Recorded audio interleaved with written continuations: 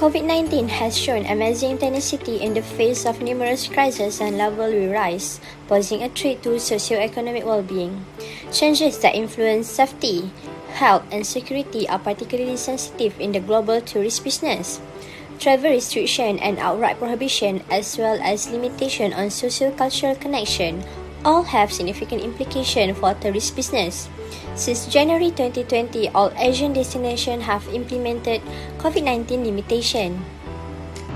First, the impact to attraction and entertainment. According to the World Tourism Organization, in 2021, foreign visiting numbers fell by 72% between January 2020 and October 2020 due to the loss of $935 billion in international tourism income. The impact of COVID-19 pandemic to the tourism industry in Southeast Asia can be reviewed through the attraction and entertainment such as the heritage sites and theme, national and wildlife parks. In Malaysia, Malaysia's theme parks and attractions are among the worst affected entertainment segments, as both locally and abroad visitors flee crowded areas for fear of catching the fatal coronavirus. According to President Tan Sri Richard Kwok, Malaysian Association of Amusement Theme Park and Malaysia Attraction MATPA, the number of visitors during post-Chinese New Year decreased by 38% in January, and by an extraordinary 80% in the first 20 days of February, such as popular water parks include Sunway Lagoon and Legoland Water Park. Thus, it takes between 6 and 9 months to recover. Universal Studios Singapore also stopped their operation on April 2020 and stated that it will stay closed until May 2020. They followed the command from the government decision in order to prevent the spreading of virus. Furthermore, the best amusement theme park in Thailand also affected by the pandemic of COVID-19, as the Prime Minister General Prayut Chan-o-cha issued an emergency order allowing the administrators of Bangkok and 40 other Thai districts to consider forcing a 14-day temporary lockdown of entertainment enterprises and venues that pose a danger of COVID-19 infection. We move to the next impact, which is to unemployment. The impact of COVID-19 pandemic to the tourism industry in Southeast Asia is quite severe as it affects employment.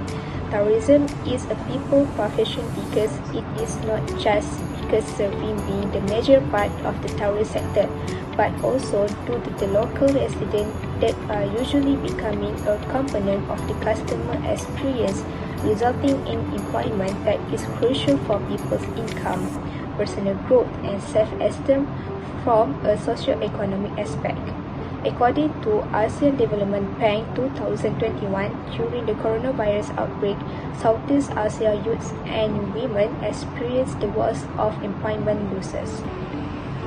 At the climax of the epidemic in 2020, fewer than 50% of the workforce in Indonesia, the Philippines, Thailand, and Vietnam accounted for up to 45% of employment losses. Meanwhile, in Thailand, women accounted for 60% of all employment losses in the second quarter of 2020, including 90% in manufacturing.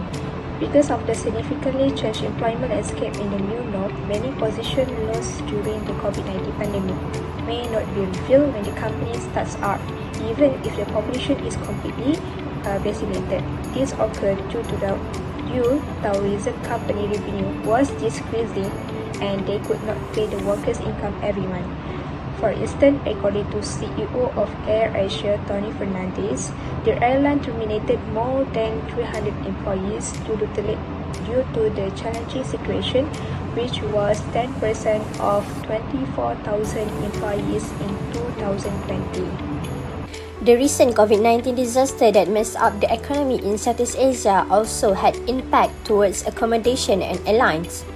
Considering present and future travel demand, 71% of hoteliers will not survive beyond 6 months without government grants. By the second quarter of 2021, over half of business hotels will be unprofitable or compelled to liquidate.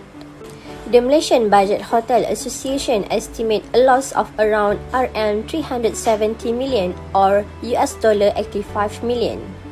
According to the International Air Transport Association, airlines worldwide potentially lose up to $250 billion in operating profit by 2020, which is down 44% from 2019. Some of the airlines will not endure the procedure of social distancing and expenses related with safety and health. Airline business has devised prevention measures that include limiting aircraft routes and suspending international destinations.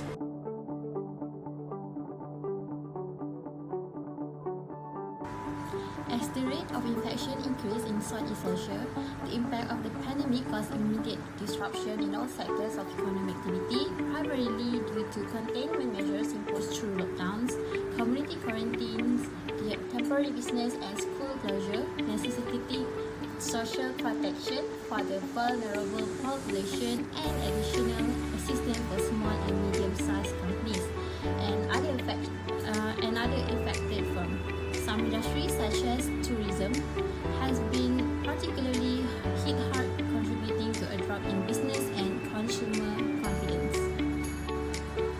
SME have been identified as a major source of employment, engine of job creation, cross-domestic product growth and the economic agility of a country in regional and global competitiveness.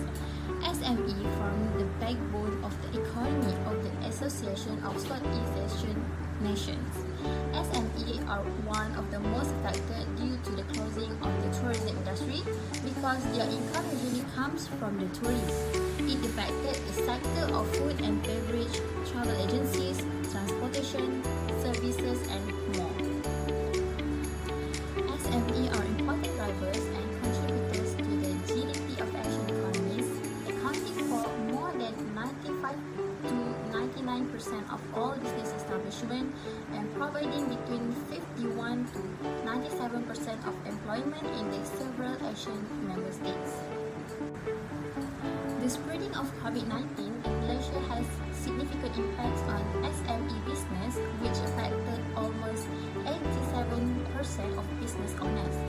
Mr. Sanchai, who is the chairman of the Federation of Thailand SME, said that in the year 2021 is much worse than in the year of 2020, and if the situation prolonged till the end of the year, 80% of the SME business would go bankrupt. Due to the current economic situation, the tourism industry is one of the most directly affected sectors and needs immediate and long-term recovery responses.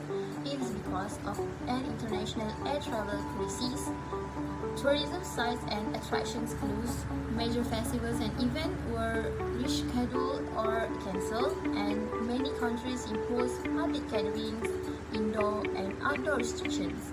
The international tourism impact of COVID-19 was overwhelming and immediate.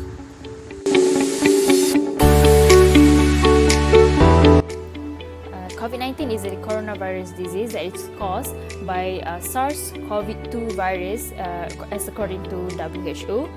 And in the opening remarks made by the WHO Director General on March 2020, he stated that the pandemic shouldn't be taken lightly because of the impact it can have to the public, because it can bring great fear to the public. And due to the COVID-19 outbreak, the world economy has taken a great toll, showing the decline in the GDP, in the country's GDP.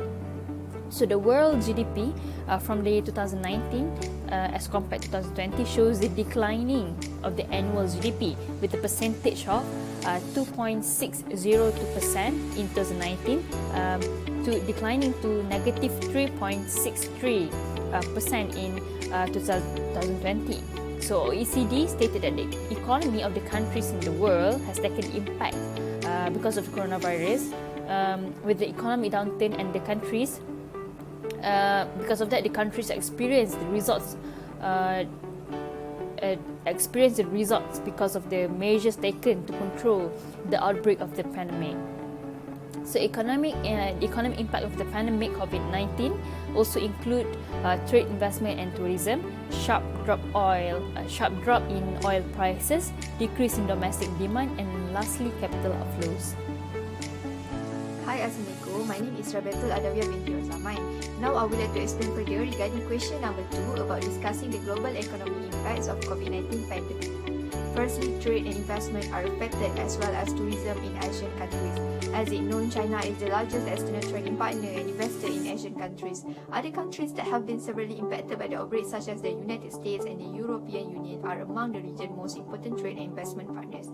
The rapid spread of the virus in China in the early stage of the pandemic, limiting travel, disrupted trade and investment flows nationwide. The tourism industry in Southeast Asia, such as Indonesia, Philippines, Thailand, Malaysia, and Vietnam, is extremely important and is the fastest growing in their economic development. According to the World Trade Organization, global trade is anticipated to drop by 30% to 32% in 2020, which exceeds the decline caused by the global financial crisis. The movement restriction and social isolation causes all of the hotel, restaurant, non-essential retail trade, tourism, and substantial portions of the manufacturing industry to have been recently closed. This consequently has a more severe impact on the developing countries, especially small and poorer countries such as the Philippines, India, Indonesia, and many others. This pandemic hits the trade in Malaysia, particularly in services of import and export. According to statistics of International Trade in Services (ADS 2020), Malaysia's international trade in services deficit reached RM47.4 billion in 2020, while trade in the manufacturing industry has caused massive supply chain disruption around the world. In Malaysia, export fell by 23.8% to RM64.92 billion, while import fell by 8% to RM68.42 billion. YB Datuk Sri Muhammad Azmin Ali, Senior Minister and Minister of International Trade Industry, states that export and import decreases have impacted negatively on global manufacturing and trade. However, other export components such as iron and steel, rubber, glove, and refined palm oil have increased in Malaysia. Meanwhile, foreign direct investment (FDI) fell by as much as 40% by 2020 during the COVID-19 pandemic.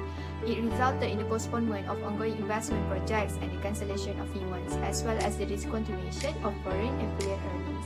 The primary and manufacturing sectors accounting for a bigger share of FDI in many of these economies. As for instance, in Malaysia's FDI, it dropped 56% to $3.4 billion in 2020. The second economic impact is the sharp drop in oil prices globally. Due to the COVID-19 pandemic, government restricted companies and travel in 2020, resulting in sharp drop in global oil demand. In the first quarter of 2020, total oil demand decreased by about 5% and is expected to drop by 20% in the second quarter. The coronavirus crisis had an influence on a variety of energy markets, including coal, gas, and renewable energy, but it had a particularly negative impact on oil markets since it halted the movement of people and product, resulting in a sharp drop in demand for transportation fuels. The global drop in oil prices, along with low international demand for oil products, resulted in a severe shortfall in oil revenue, especially for oil-dependent countries. Many oil-dependent countries such as Venezuela, Angola, and Nigeria have seen their current accounts deficit rise and their balance of payment worsen due to this case. These countries' foreign exchange reserves were also under increased pressure, resulting in depreciation of local currency against the dollar, and it also affected their national budget.